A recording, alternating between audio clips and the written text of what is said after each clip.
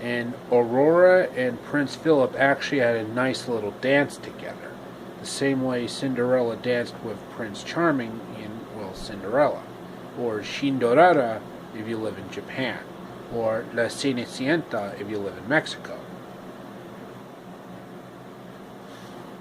Believe me, I understand a multitude of foreign languages, including German, Japanese, and Spanish. Then Aurora actually leaves Prince Philip for a little bit, because she had to get back to the cottage, where Flora, Fauna, and Merryweather were having their comedical mischief. But then Merryweather would eventually get the wands, and they worked as hard as they could to make sure that the cottage was spotless for the birthday party, or la fiesta de cumpleaños.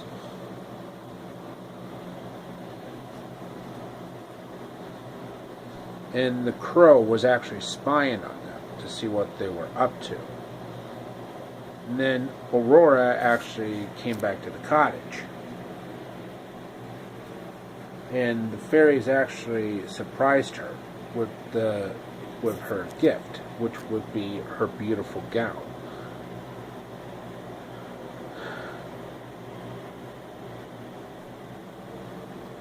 And of course, Aurora was actually love-struck. You know, Once Upon a Dream, which is similar to the song Once Upon a December, used in Don Bluth's Anastasia, which I'll talk about in a different video.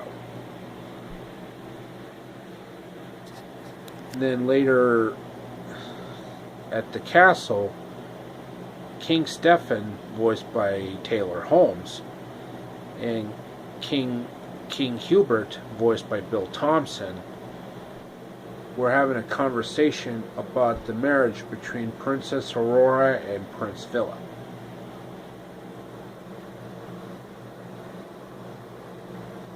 And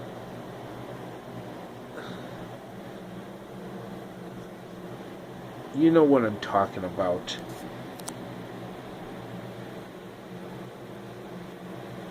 Well, they were about to have their drink before Prince Philip returned to the castle, and he said he was gonna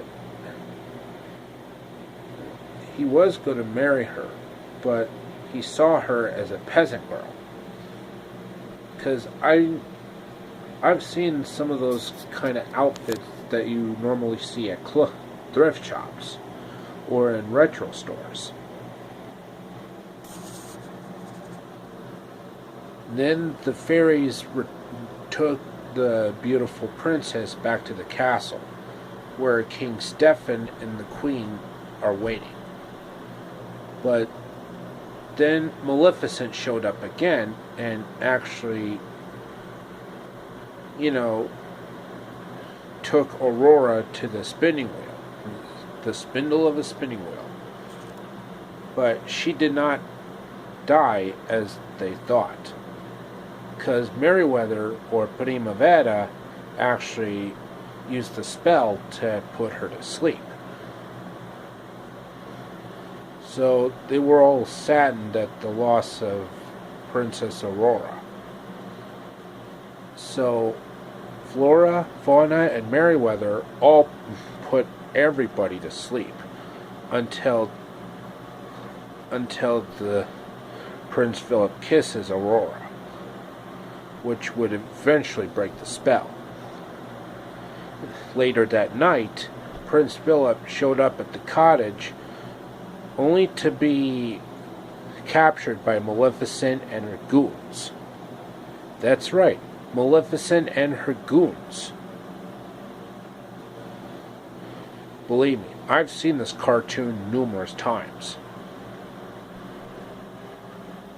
And the fairies found out they were too late to warn Prince Philip. So they entered the Forbidden Mountain in search of Prince Philip. he is being held captive by Maleficent.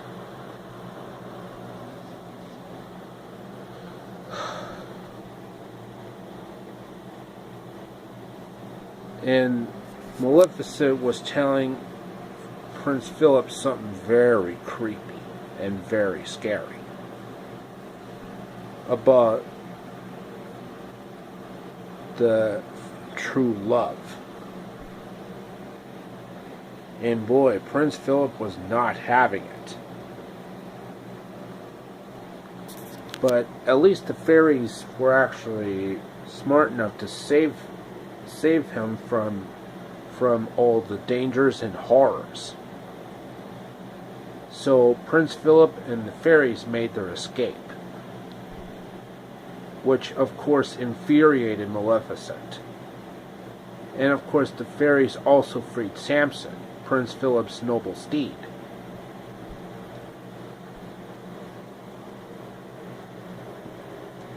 And Maleficent actually cast a spell where she puts in a lot of thorns so Prince Philip wouldn't get into the castle. But he found a way to cut through those thorns by using a sword. And when Maleficent found out that her spell was thwarted, she becomes a huge fire-breathing dragon. And Prince Philip did everything he could to fend off Maleficent.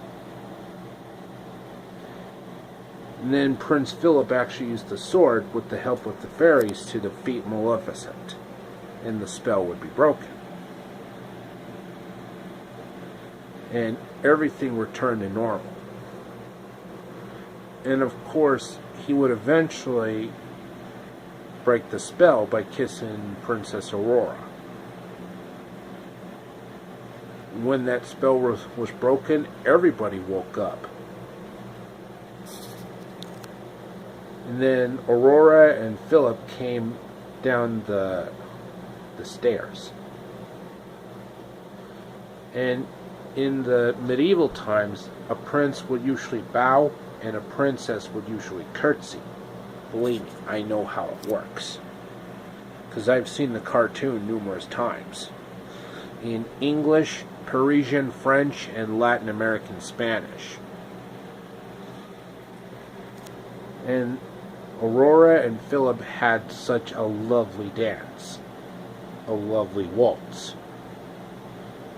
And Flora and Merryweather were still fighting over the color of the dress.